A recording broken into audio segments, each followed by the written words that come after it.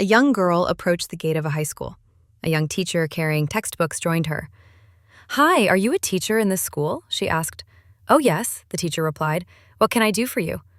She smiled and said, "My name is Linda." He responded warmly, "My name is Mark." Linda continued, "I'm from the city and my brother is a student here. I've come to pick the key to our house from him. My parents went to the village." Mark asked, "What's his name?"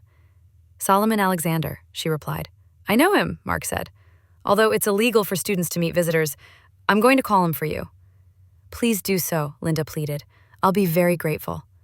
"Let me have your phone number in case something unheard of happens," Mark suggested. "Yes, give me your number and I'll flash you mine," Linda said, smiling and pulling out her phone. Mark was seen running after Linda across an open field. She hid behind a tree playfully. He spotted her and gave chase again, catching her from behind as both laughed joyfully. Later, in a cozy living room, Mark showed Linda a video on his phone.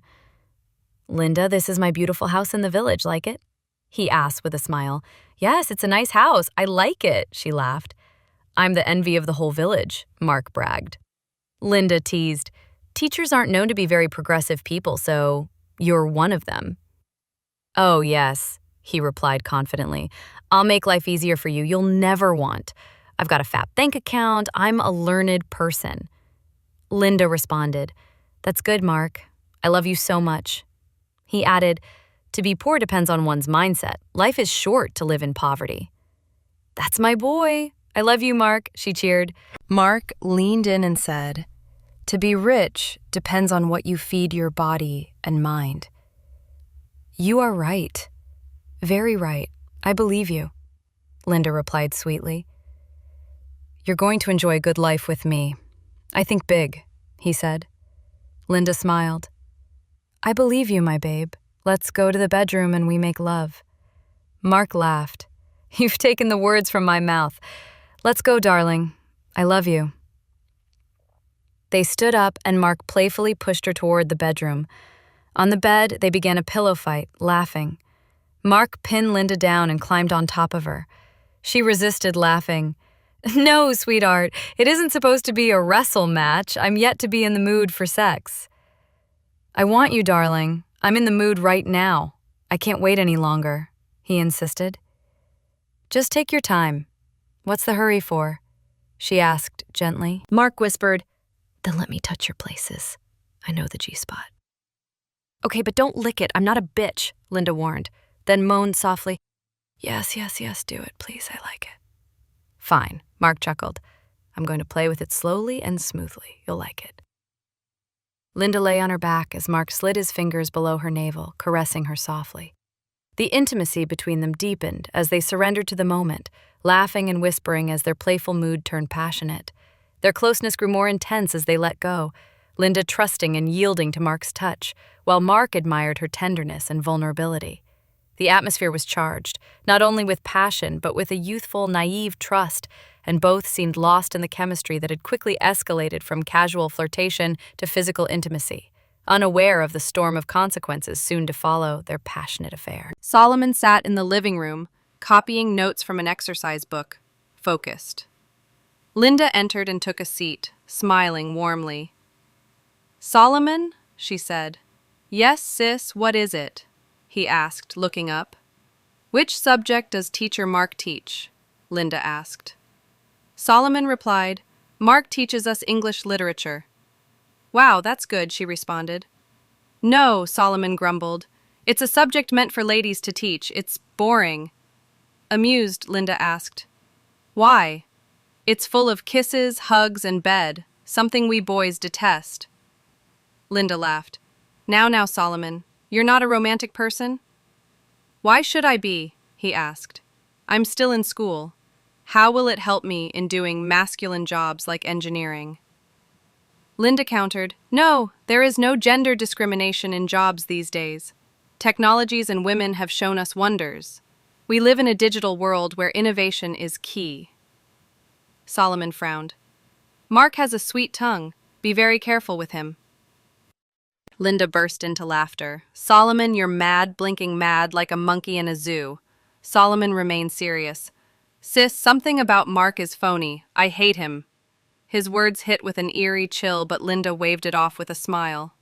Later, Linda walked alone, visibly pregnant, toward a house she recognized. She reached the door and froze. It was locked, and a poster was stuck on it, "House to Let." Her hands trembled, her breath quickened. She banged on the door, shouting, "Mark, you can't use me and dump me, you must marry me." She screamed in frustration, her voice echoing down the quiet path. Anger and despair welled up inside her, overtaking the trust she once had. All the sweet words, the dreams, the laughter, suddenly hollow. The truth hit hard. She had been deceived, and now, carrying his child, she was alone. Her cry faded into the silent neighborhood. Determined, Linda traveled to the village and stood in front of the lovely house Mark once showed her on his phone. It looked exactly like the video. A woman appeared nearby. "Hi," Linda said. "I'm looking for Mark. Is this his house?" The woman shook her head. "No," she replied flatly. Linda frowned. "He told me this is his house. Where is his house, then?" The woman pointed down the road. "That's his house. It's almost falling down." Linda turned and followed the direction of her finger. There it was. A poor house with peeling white paint, rusted iron sheets, and cracked walls. Rage consumed her as she stormed toward it, betrayed and heartbroken. The man she loved had lied about everything, even his home. The fantasy of love, luxury, and protection shattered with every step she took toward the real, broken home. Her pace quickened. She needed answers. She needed justice. Linda sat stiffly on a worn-out sofa inside the small, crumbling house. Across from her sat an older woman who looked far older than her years. The woman coughed and said, "I'm Mark's wife. Who are you?" Tears welled in Linda's eyes. "I'm Linda, and I'm carrying Mark's child," she confessed. "Oh my God, that's terrible," the woman gasped. "Why did you let him do it?" "Mark cheated me," Linda sobbed. "He said he'd change my life for the better because he was a rich man."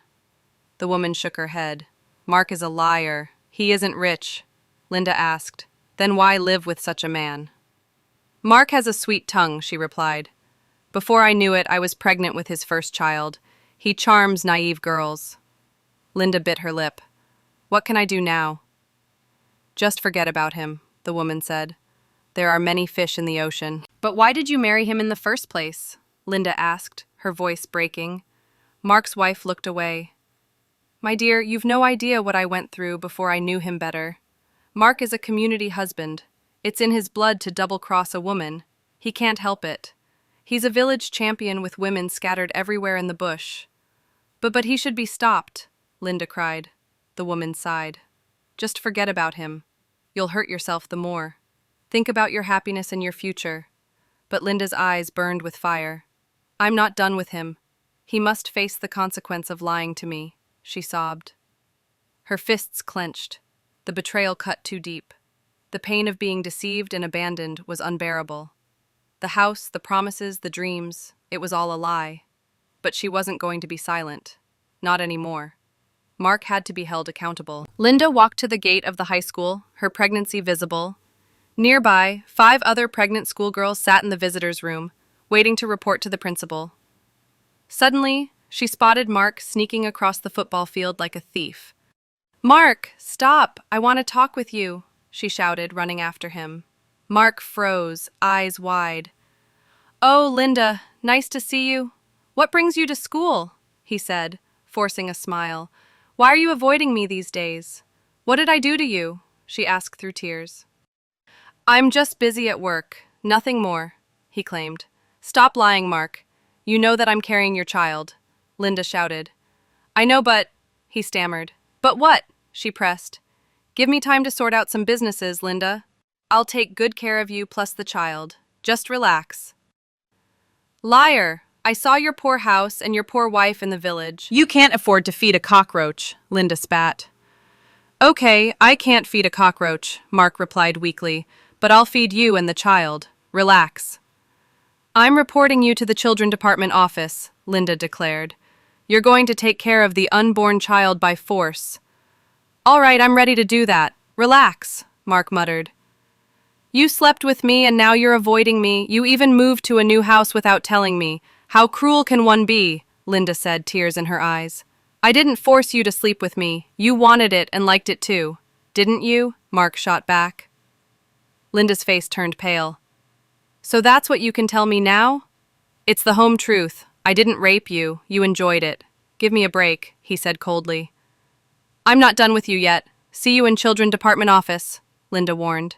Linda and Mark sat silently on a bench outside the Children Department office, waiting to be called in. Beside them, Solomon glared, arms folded, his scowl deepening. Moments later, inside the office, a stern-looking officer addressed them. I'm going to take a lot of your time, she began. This is an open and closed case. You're two adults who formed a relationship. Therefore, you must both take responsibility for the unborn child. Do you both agree? Yes, Mark said.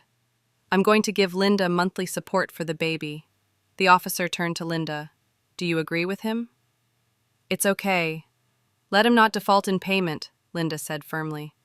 Both of you shall sign the form of acceptance of the terms and conditions in taking care of the child, the officer instructed.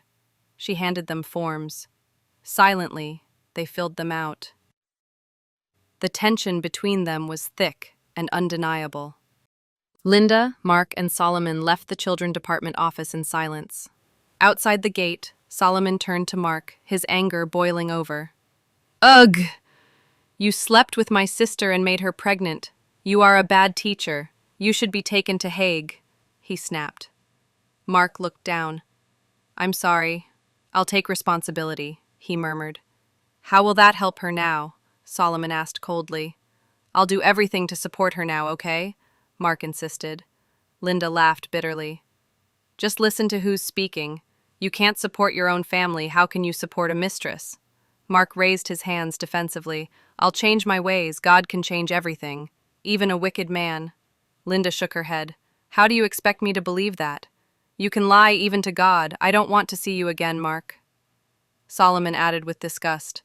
A teacher of literature, my foot. They turned and walked away.